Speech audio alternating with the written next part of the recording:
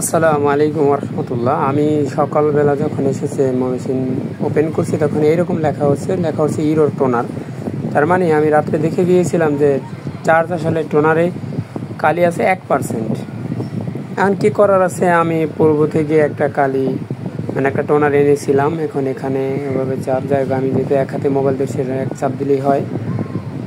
ওটা আসলে হালকা একটা লক থাকে, ওটা একটু কি বলে চাপ দিলেই এটা এভাবে টান দিলেই আসে। এটা বের করে ফেললাম এবং আমার কাছে একটা টোনার পূর্বে থেকেই আনা আছে। আমি মেশিন কেনার সময় একটা আলাদা টোনার এনেছিলাম, সেটা হচ্ছে এই। আসলে এটা ওইদিকে বাস করে সোজা করে নিলাম। এর তীর চিহ্ন দেওয়া আছে, এদিকে আস্তে করে টান দিতে হবে। এদিকে আস্তে করে টান দিলে সোজা যেন ছিঁড়ে না যায়। এই কালিটা আসলে বের করে নিতে হবে। এরপর এটা একটু নাড়িয়ে ছেড়ে নিতে হবে। এরপর এটা একটু ঘুরিয়ে দিতে হবে।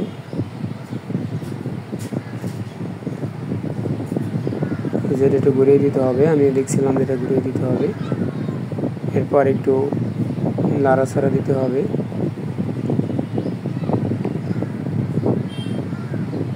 লাড়াছাড়া দেওয়ার পরে